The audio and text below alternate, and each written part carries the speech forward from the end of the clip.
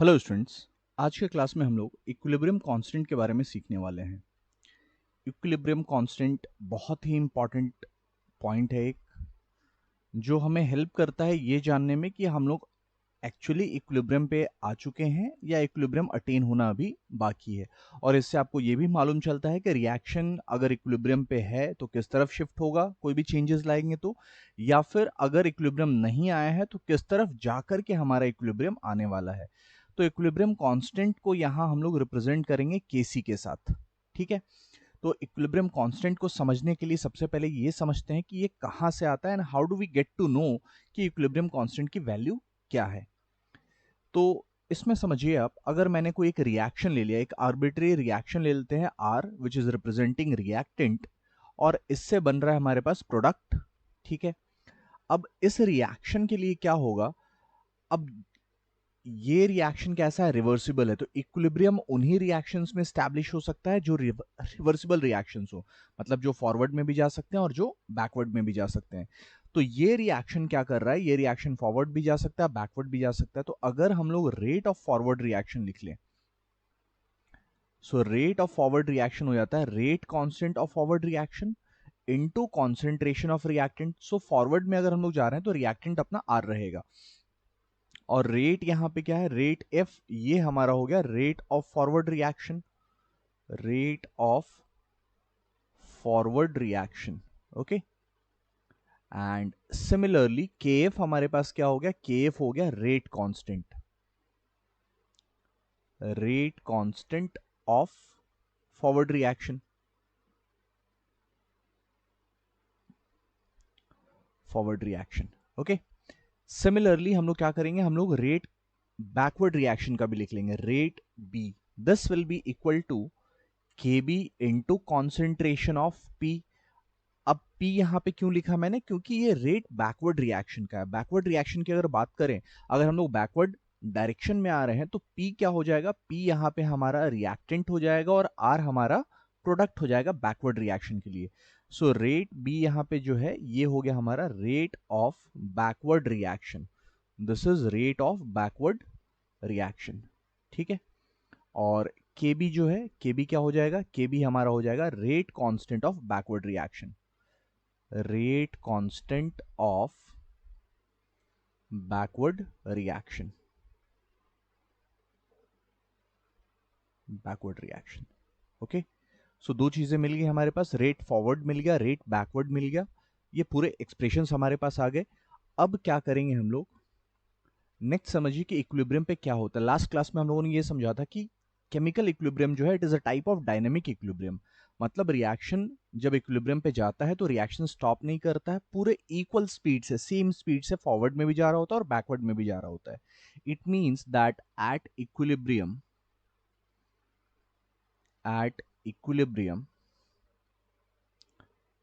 Rate forward will be equal to rate backward, इन दोनों का रेट क्या हो जाएगा, इक्वल हो जाएगा। सो रेट फॉरवर्ड की जगह पे क्या लिखा था हम लोगों ने, रेट फॉरवर्ड की जगह पे लिखा था K F into concentration of R, और रेट बैकवर्ड की जगह पे लिखा था K B into concentration of P. ठीक है, अब दोनों के रेट सेम हो गए हैं, सो रेट कांस्टेंट को एक तरफ, कॉन्सेंट्रेशन वाले टर्म को एक तरफ लेके जाएंगे, तो ये बन जाएगा K F upon K B is equal to concentration of P upon concentration of R. ठीक है, और यही रेशियो जो हमारा रेट कांस्टेंट का मिला के एफ अपॉन के बी का, that will be called your के सी इक्विलिब्रियम कांस्टेंट। ओके, सो यहीं से सिंप्लीफाई होकर के हमें एक्सप्रेशन मिलता है K C is equal to concentration of P upon concentration of R. ठीक है, सो के सी क्या है, इक्विलिब्रियम कांस्टेंट क्या है, बहुत ही सिंपल टर्म्स में हम लोग समझ सकते हैं इसको, that equilibrium constant is the ratio of rate constant of forward reaction and rate constant of backward reaction. So इसको लिख लेंगे, equilibrium constant, equilibrium constant is the ratio of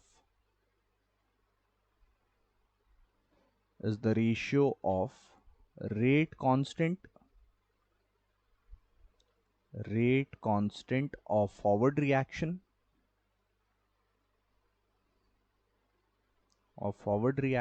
and backward reaction and backward reaction. तो ये हमारा क्या हो जाएगा, ये हो जाएगा equilibrium constant. Equilibrium constant is the ratio of rate constant of forward reaction and rate constant of backward reaction. Okay, so K C कहां से आया, यहां से हमें मिलता है केसी का एक्सप्रेशन। अब किसी एक जनरल इक्वेशन के लिए देख लेते हैं केसी कैसे निकालेंगे। सो किसी भी एक जनरल एक्सप्रेशन के लिए अगर मान लीजिए एक रिएक्शन मैंने ले लिया A into A, B into B and it forms C into C. अब आपके दिमाग में ये आ रहा हो कि मैंने गैसेस ही क्यों लिए, एक्वस सॉल्यूशंस भी ले सकते थे, लेकिन याद रखेंगे आप अगर प्योर सॉलिड या प्योर लिक्विड रहा तो वो हमारे एक्सप्रेशंस में नहीं आते। नहीं आते का मतलब क्या है, वो एक्चुअली होते हैं बट प्योर सॉलिड या प्योर लिक्विड का कॉन्सेंट्रेशन बहुत ज़्यादा कुछ चेंज नहीं होता है, इट विल रिमेन कांस्टेंट, और इसीलिए वो हमारा वापस लेफ्ट हैंड साइड आकर के मल्टीप्लाई होकर के कांस्टेंट वैल्यू ही दे देता है। तो वो जब हेट्रोजीनियस इक्विलिब्रियम आएगा तब हम लोग सीखेंगे, अभी हम लोग फिलहाल होमोजीनियस इक्विलिब्रियम में ही है।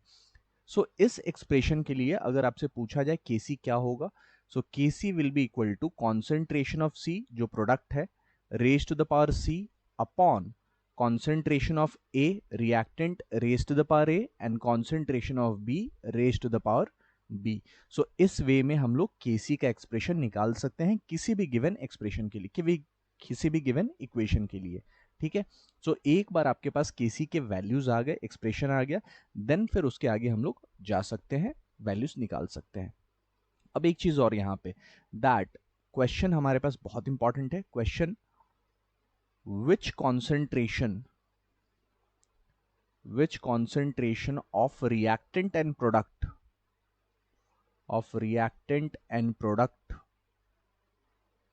will be used in the expression of Kc, तो कौन से वैल्यूज हमारे पास कॉन्सेंट्रेशन के हैं जो हम लोग केसी के एक्सप्रेशन में यूज करेंगे। सो ये समझने के लिए हम लोग सिंपल वही रिएक्शन ले लेते हैं, आर फॉर्म्स पी वाला इक्वेशन, राइट, और यहां पे एक हम लोग ग्राफ ड्रॉ कर लेते हैं कॉन्सेंट्रेशन का अगेंस्ट टाइम। सो ये मान लीजिए आपका कॉन्सेंट्रेशन हो गया और ये टाइम हो गया एक्स एक्सिस पे। अब जब तक रिएक्शन स्टार्ट नहीं हुआ था, मान लीजिए हम लोगों ने सिर्फ रिएक्टेंट से स्टार्ट किया, तो जब तक रिएक्शन स्टार्ट नहीं हुआ है रिएक्टेंट का कुछ वैल्यू तो हमारे पास था, ठीक है, और जैसे जैसे रिएक्शन आगे जाएगा इस रिएक्टेंट का कॉन्सेंट्रेशन डिक्रीज होता रहेगा। ठीक है, प्रोडक्ट इनिशियली नहीं था तो कॉन्सेंट्रेशन वो जीरो, और धीरे धीरे रिएक्शन जब आगे जाएगा तो कॉन्सेंट्रेशन इसका इंक्रीज होता रहेगा। अब क्या हुआ, एक सर्टेन पॉइंट ऑफ टाइम के बाद इन दोनों का कॉन्सेंट्रेशन इंक्रीज होना बंद हो गया, ये कांस्टेंट हो गया, पैरेलल टू एक्स एक्सिस होगा। तो जैसे ही ये पैरेलल टू एक्स एक्सिस हो जाएंगे इसका मतलब यहां पर इक्विलिब्रियम अचीव हो चुका है। So this point will represent that equilibrium has been attained, equilibrium आ गया। अब इक्विलिब्रियम आने के बाद क्या होगा, ना तो कॉन्सेंट्रेशन आपका P का चेंज होने वाला है, ना ही कॉन्सेंट्रेशन R का चेंज होने वाला है, दोनों के कॉन्सेंट्रेशन फिक्स हो जाएंगे उस रिएक्शन में, और यही कॉन्सेंट्रेशन जो फिक्स्ड वाला मिला है यही वैल्यू हम लोग केसी के एक्सप्रेशन में यूज करेंगे। ठीक है, so the concentration at T equilibrium, मतलब जब हमारा इक्विलिब्रियम स्टैब्लिश हो गया उसके बाद जो कॉन्सेंट्रेशन है या उस पॉइंट पर जो कॉन्सेंट्रेशन हमारे पास है वो कॉन्सेंट्रेशन हमें केसी के एक्सप्रेशन में यूज करने हैं, उसके पहले वाले वैल्यूज नहीं यूज करने हैं, उसके पहले वाले वैल्यूज कहीं और पे यूज होते हैं, वो अपकमिंग क्लासेस में सीखेंगे हम लोग। ओके, तो इस चीज को लिख लेंगे सिंपली यहां पे, the values of concentration, the values of concentration after the attainment of equilibrium, after the attainment of equilibrium, after the attainment of equilibrium will be used, after the attainment of equilibrium will be used in the expression of Kc, in the expression of Kc।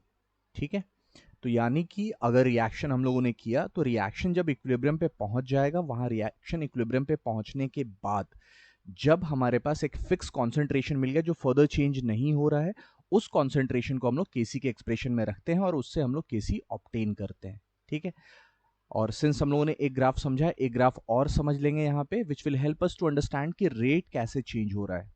ठीक है, सो अगर rate को समझे आप, so rate में क्या हो रहा था कि इनिशियली तो अपने पास रिएक्टेंट अवेलेबल था लेकिन प्रोडक्ट नहीं था। ठीक है, सो रिएक्टेंट था तो रिएक्टेंट क्या करेगा, रिएक्शन को रिएक्टेंट फॉरवर्ड में ले जाएगा। सो आपका rate of forward already high था, लेकिन जैसे जैसे रिएक्शन आगे जाता है रिएक्टेंट का अमाउंट डिक्रीज होता जाता है। तो रिएक्टेंट का अमाउंट अगर डिक्रीज होता जाएगा तो अलोंग विद दैट क्या होगा, रेट ऑफ फॉरवर्ड रिएक्शन भी डिक्रीज होता जाएगा। तो इसको हम लोग ऐसा दिखा सकते हैं, रेट ऑफ फॉरवर्ड रिएक्शन हमारा विथ टाइम डिक्रीज हो रहा है, ऐसा दिखा सकते हैं। ठीक है, और जो प्रोडक्ट है उसमें क्या हो रहा है कि धीरे धीरे टाइम जब आगे जा रहा है प्रोडक्ट का अमाउंट इंक्रीज हो रहा है तो rate of backward reaction increase होता जाएगा। सो इसको आप ऐसा दिखा सकते हैं। ठीक है, so rate of forward, rate of backward ऐसा चेंज होता रहा। सो ऊपर वाला जो ग्राफ है this is your rate of forward, यानी rate of forward reaction decrease करता है along with time, and rate of backward reaction decrease करेगा अलॉन्ग विद टाइम। एक पॉइंट ऐसा आएगा जहां पे ये दोनों सेम हो जाएंगे और इसके बाद हमारा ये और चेंज नहीं होने वाला है। तो एक बार ये जहां सेम हो गए इसी पॉइंट पर इक्विलिब्रियम अटेन हो जाता है। तो आप सिंपली इसको यहां पे लिख सकते हो, this point will be represented as equilibrium, because यहां पे क्या हो गया, यहां पे रेट ऑफ फॉरवर्ड और rate of backward reaction same हो गया, rate forward will be equal to rate backward. So ये पॉइंट दिखाएगा आपका equilibrium on a graph which is drawn rate versus time. ठीक है, सो ये ग्राफ उसके लिए, और लास्ट वाला जो ग्राफ था वो हमारा कॉन्सेंट्रेशन वर्सेस टाइम के लिए था। नेक्स्ट क्लास में हम लोग सीखेंगे प्रॉपर्टीज ऑफ केसी की। अगर दो इक्वेशंस को ऐड करें, अगर हम लोग रिवर्स कर दे इक्वेशन को, कोई नंबर मल्टीप्लाई कर दे, तो केसी पे क्या चेंजेस आते हैं और केसी कैसे निकालेंगे वो वैल्यूज को भी हम लोग सीखेंगे अपकमिंग क्लासेस में। Okay, so thank you all, and इस चीज को आप लोग अच्छे से समझ लीजिए, एंड इसके बाद वाले क्लासेस में फिर हम लोग न्यूमेरिकल्स में जाते हैं।